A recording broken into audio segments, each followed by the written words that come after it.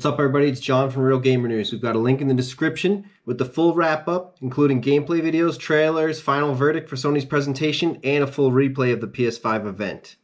This video is all about the reactions to the PS5 console, the games, and our thoughts on details coming up over the next weeks and months. We look forward to providing more, so hit the link in the description to see every game reveal on RealGamerNewz.com. So, the PlayStation 5 was revealed today by Sony, and over 3 million live viewers across Twitch and YouTube alone tuned in.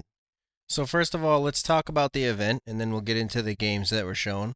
I think that one of the main issues with the event, to start off with, well, let me first say I really enjoyed the event. And from the lens of the modern landscape, I give them a B. And I'm going to explain in pretty good detail why that's a B. But to start off, I do think that the main issue with the event is that a lot of people probably didn't realize or pick up on those hints that they were very unclear about, saying that there's actually going to be more than one event to reveal the PlayStation 5 now. This was the first of what's likely going to be 2 or 3 events, which are going to roll out the games lineup, the price, the release date, all that stuff. So that is an issue because the lineup here has a lot of indie games. It's missing some things which are probably needed, such as there's no RPGs of any kind for the most part, and we don't see an incredible amount of first-party titles yet either. And there's also not a lot of release dates right now. So for people who are on the fence and need to really be sold on this system, I mean, there's those of us who are going to buy it no matter what.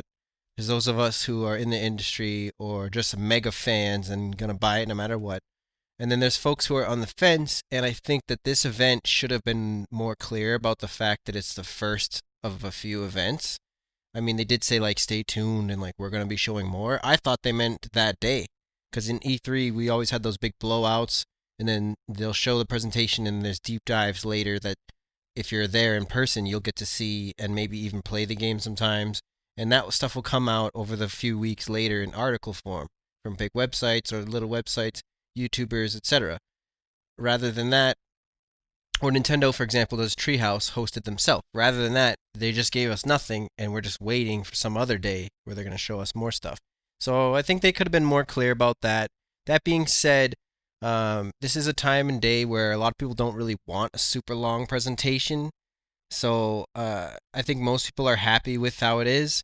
They spread it out pretty evenly, so that means you've seen about a third of what they're going to show. Now, in terms of the look, me and my wife both think that it looks amazing. We're both lifelong gamers. She said that it's the best looking console she's ever seen. I think it looks great too. We both had the feeling that because of the fact that there's no square edges and just the way that it's designed is not symmetrical, it almost looks like a living alien being. It's so crazy. Or a spaceship is what some of our friends are saying too. Yeah, it looks like we've had a leaked version 2 terabyte, which could be 599 British pounds, but that doesn't really tell us anything about the other regions' pricing, since Britain is always very different. From what I heard, the consoles are very expensive to make, and they are both going to take a loss, so Sony will wait and make sure Xbox sets the tone and watch the fan reaction before committing to their loss per unit. It's looking like July Xbox will announce the price, so we think that Sony should do so around shortly after. Companies from PlayStation 3 in the 360 days to before that, companies usually took a loss on the console and then made the profit back on the software, the games. PlayStation 4 and Xbox One and Nintendo Switch, however, were sold for profit since day one. So it looks like due to the extreme competition this gen, Sony and Microsoft will return to that strategy of taking the loss.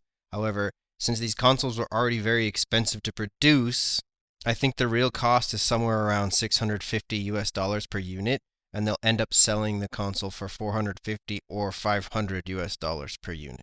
And I also believe that the digital version would be about $400. Of course, we're not totally sure on that yet, and a lot of it depends on exactly what Xbox price is at. So we're going to have to wait, it looks like till next month, hopefully by August by the latest, to see when that price is revealed and what exactly the price is. But there are 5 months between now and then, so if you're worried about it costing an extra $100, cut out the Starbucks, cut out the cigarettes, or skip the Chinese food like twice, And there you go. That's $100. You got 5 months. Now I'd just like to talk briefly about each game that was shown. Insomniac and Marvel's Spider-Man 2 kicked off the show after a brief sizzle reel and a Grand Theft Auto 5 announcement. And Miles is going to be taking over. This is a huge title for people. They're really excited about this. Insomniac knocked it out of the park with the first one.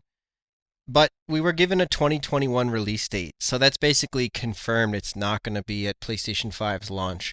However optimistic you want to be about this, it could be right after launch, February, January, May, could be later, we don't know.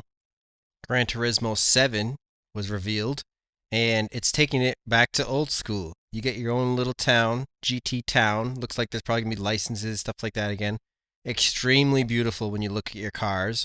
Massive customization is back. First person inside view looks amazing. Mirror on the dashboard instead of the top screen. The gears are shown. The interface has been overhauled. Should be really amazing for VR and steering wheels as well. Super hyped for this one. No release date on Gran Turismo 7. We have Ratchet and Clank, brand new game. No release date on it either. But it has a phenomenal leap in graphical quality. The dynamic duo are together. And some portals, dimension hopping, fast-paced action. So many creature designs. It's called Ratchet and Clank Rift Apart.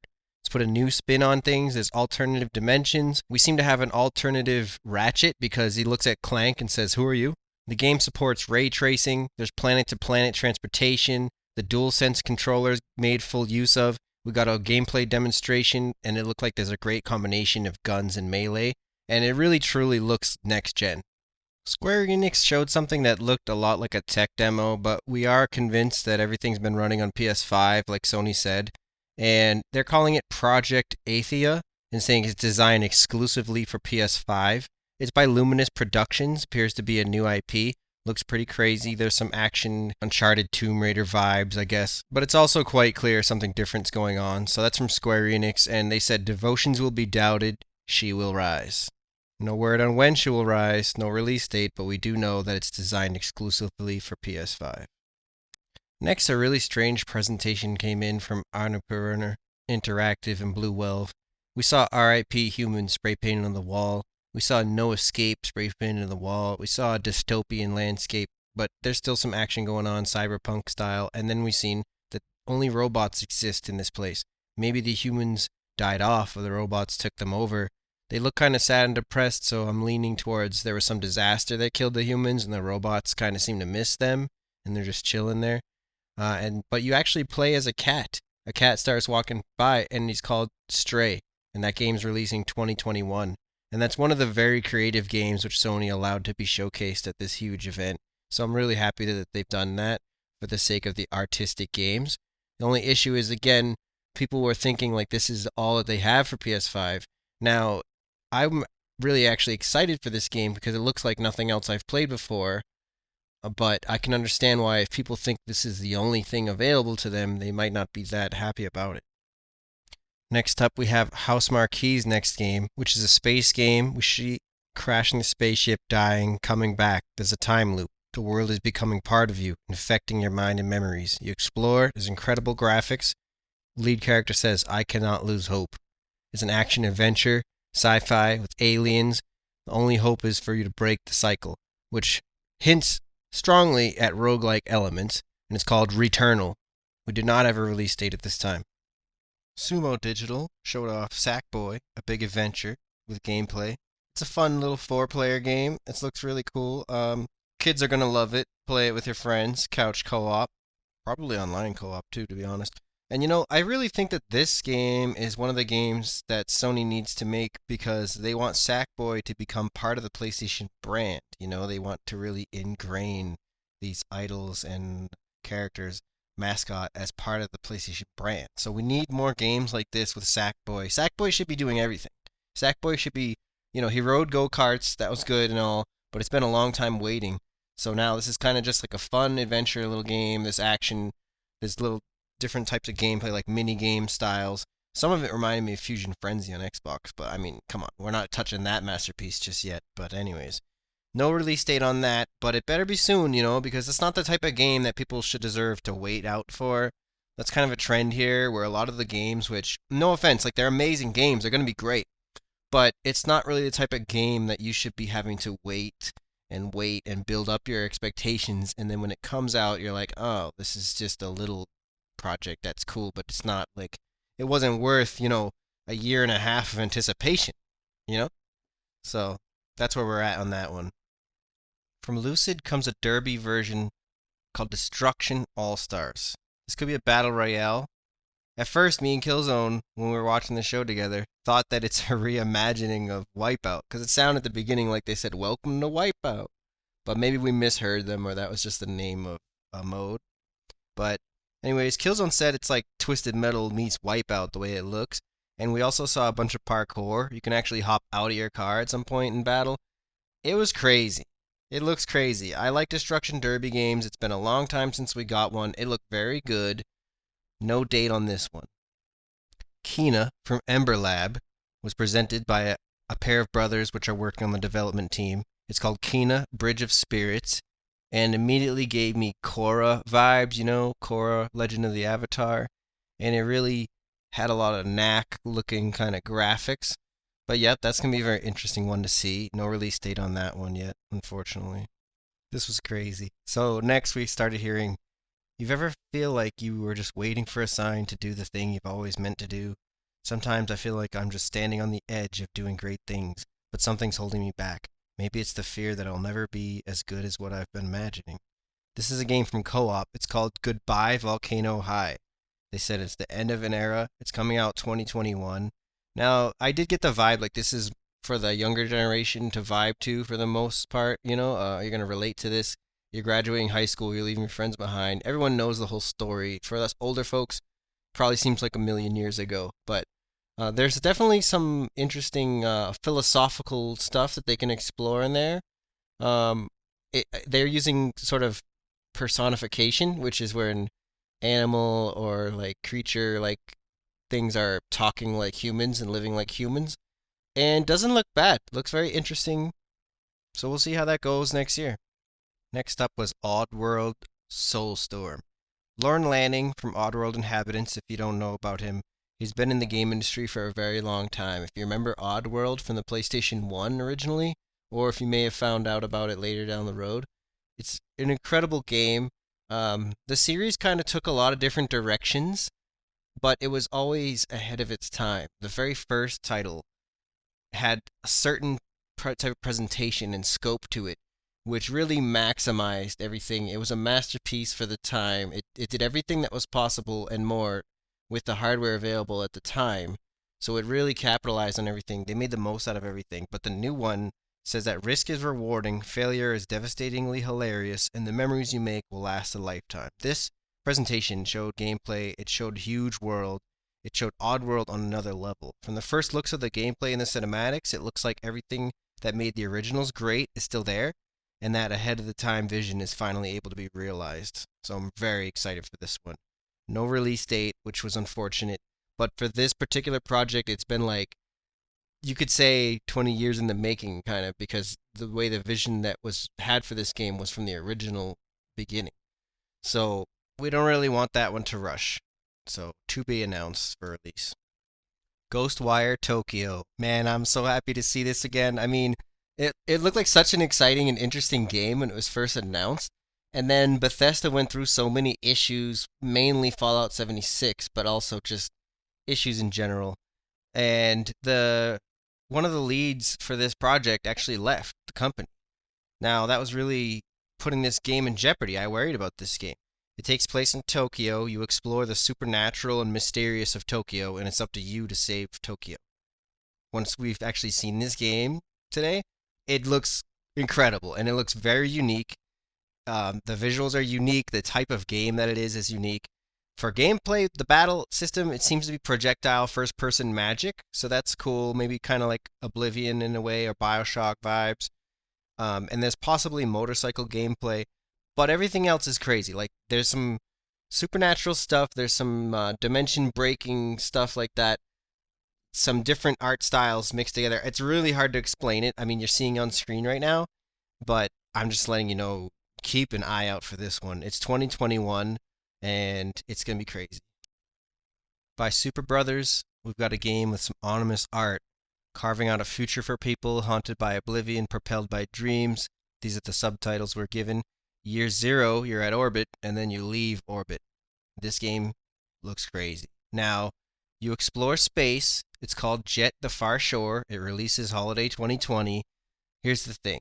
We've been promised a lot with space games. Even, it's not always their fault. Like, just because they showed you space and they told you it's going to be space, and they kind of hype it up by saying, like, oh, you're going to be doing crazy things. Or, like, sometimes they say, like, explore the vast, blah, blah, blah. So, like, we know about the universe in real life. We know about space. We know how big that is. And they will probably never be able to deliver that in a game, at least not for some time. So, we got to be careful with expectations with this game. But I love this genre. I love this style of games. If we learn how to set our expectations correctly, I think that we can really enjoy this game properly. So let's try and do that, RGN community. What do you say? Next up was GodFall from Gearbox. It's coming out holiday 2020. It's an action genre standout with a master breathtaking weapons, hip-hop infused trailer. Borderlands, but with swords is what some people are expecting. The enemy design, the art design look fantastic.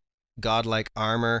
I really think that they nailed the theme they were going for, and the shininess everywhere makes the graphic system look different than other games. I kind of like that. The world just looks outrageous and beautiful, though. Like, the landscapes and environments alone, I believe, must have taken years to come out with.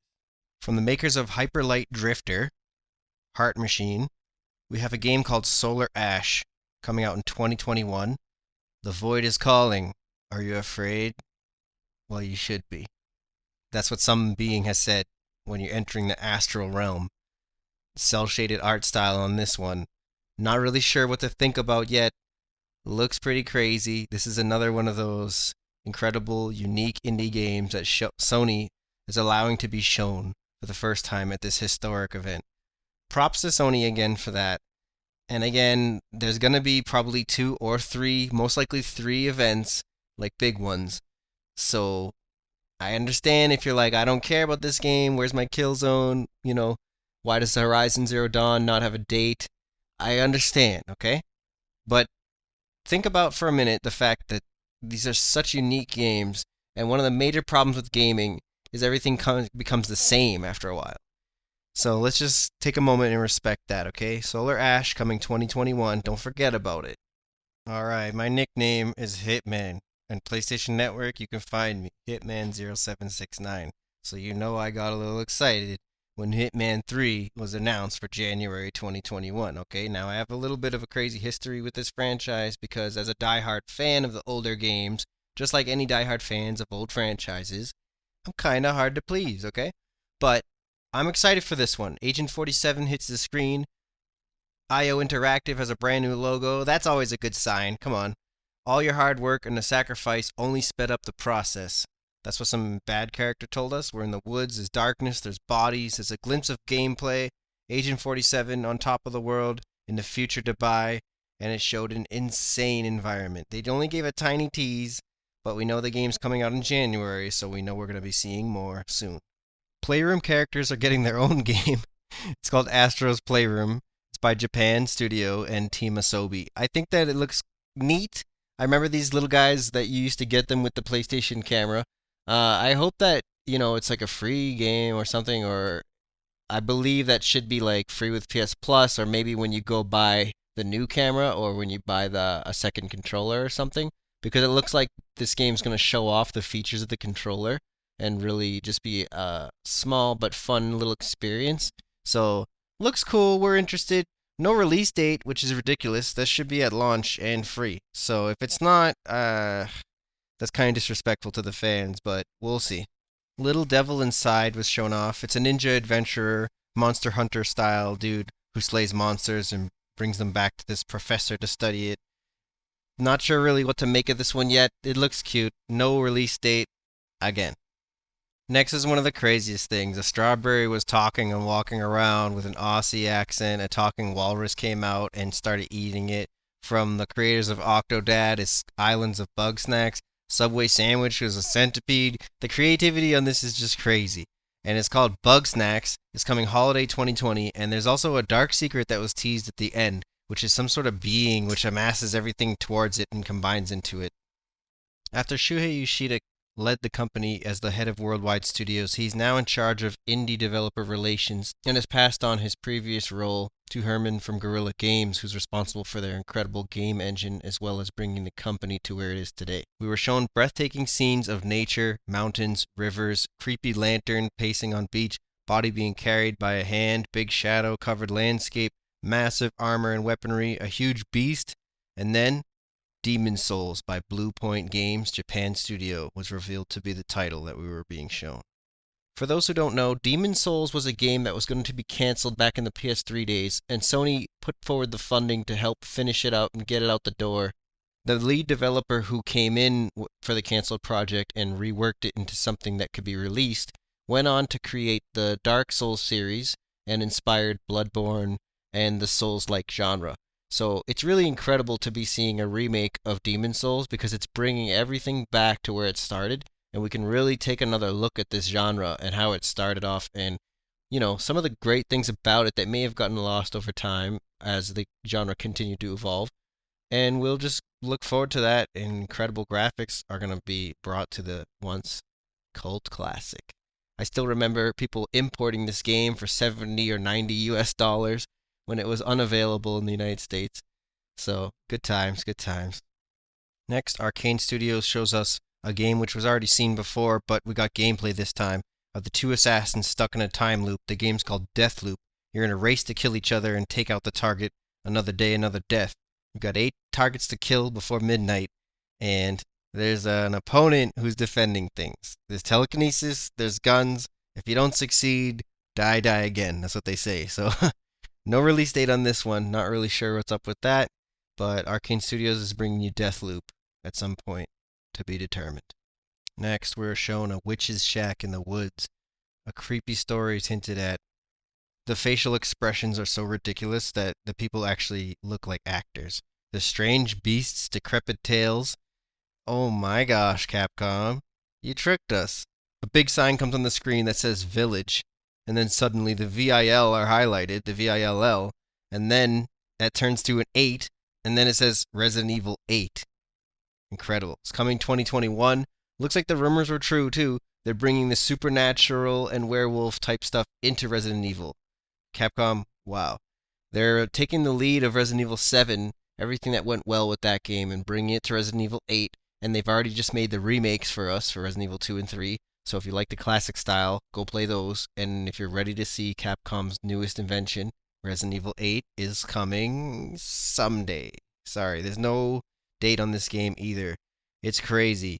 I mean, to be honest, this is the biggest game announcement of the event, and it was given a little bit of spice and mystery. It was great, but then we're just kind of left with Sony showing off Horizon Zero Dawn Forbidden West. This game is showing disease of crops and animals threatening the world, and China's ancient knowledge is something that is going to be playing a part in this. So many environments, feels like you cover the whole world, and now there's a human enemy faction who controls their robots, and they seem to have woolly mammoth robots. To be honest, the graphics fidelity of all the games shown today were ridiculously good. One more title which was shown we cannot leave out is called Pragmata. The world is in some sort of like the Matrix, and it broke.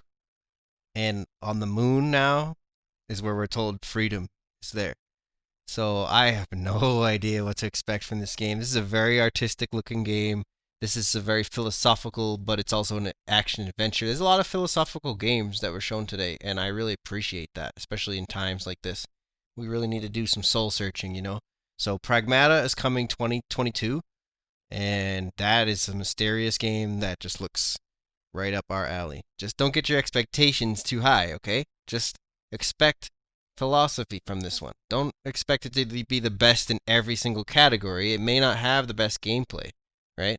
But that's not what it's going for. And I'm not saying it won't. It might. But I'm just saying don't put the expectations on games which are trying to be artistic and philosophical to have to also be, the best looking, the best playing, the best sounding. I mean, we're all hoping, we're all rooting for you, Pragmata, that you can nail every single category. I would love that. But just like I was speaking earlier with the space game, we need to set our expectations correctly to be able to enjoy the games correctly and avoid the negativity. You know, it's like this is a time to celebrate the game industry. This is a time for positive vibes in the game industry. And that's going to be the case for the next 5 months leading up to the PlayStation 5. So, you know, it's okay to criticize things, feel negative about things, but if you don't try to like it, if you don't look forward to it, you will never like it. And if you set your expectations way too high, you will always be let down. So there's a huge leap happening right now. If you don't see it, I'm sorry about that, but just, you know, hang in there and just trust me. There's a huge leap going on right now. So if you're not excited or happy about this console reveal event, you know, take a moment, look at what else is going wrong in your day and address that, because this is pretty amazing. The only issue, like I said at the beginning, is that Sony did not make it clear that this is like a 3-part reveal, and this is only part 1. Okay? And as well, they should have gave a much better overview of like, this is the PS5, this is what it costs, this is how it works, this is what it looks like, these are some of the games, these are some of the accessories. They really didn't do that like they usually do. They sort of just acted like you already knew. They're like, oh yeah, you know that there's a PS5, right? Well, here it is, and here's some games for it, bye. So, you know, that's why I gave Sony a B instead of a higher grade. And I would have gave them an even lesser score, but I have to not take away too many points for that issue I'm describing, because that's the way of the modern world nowadays. People prefer to go to a monthly subscription, not buy games. People prefer to watch a series on Netflix, not watch a movie. That's just the way of the world right now. Everything is pieced apart for our smaller attention spans, whatever. It's a whole nother topic for a whole nother day, but let's just say, Sony, you kicked it out of the park. That was awesome. And I look forward to talking to you guys all about this stuff as the coming weeks and months. Don't forget to check out RGN's chief John Iro and editor DJ Killzone Jones on YouTube to see their live reactions and post-show discussions. We go into great detail on our immediate reactions there as well. DJ Killzone Jones is the news editor of RGN and content creator with years of experience in broadcast journalism. So you can find that YouTube channel, DJ Killzone Jones, and the event begins at 9:11, and the post-discussion begins at 1 hour, 17 minutes, and 49 seconds. Don't forget to also check the link in the description below, because you're going to hit RealGamerNewz.com, where we have every single video that was displayed today, the full replay video as well, and that DJ Killzone Jones video I was mentioning, as well as our final verdict on the presentation. All right, welcome to PlayStation 5. Thank you for helping out Real Gamer News by checking out this video. If you like On the Way Out, we really appreciate that, and subscribe if you're new here. Until next time, keep it real, keep it gaming. Peace. Thanks for checking out today's video. Like and subscribe and ring the bell notification so you don't miss out on future videos. Peace.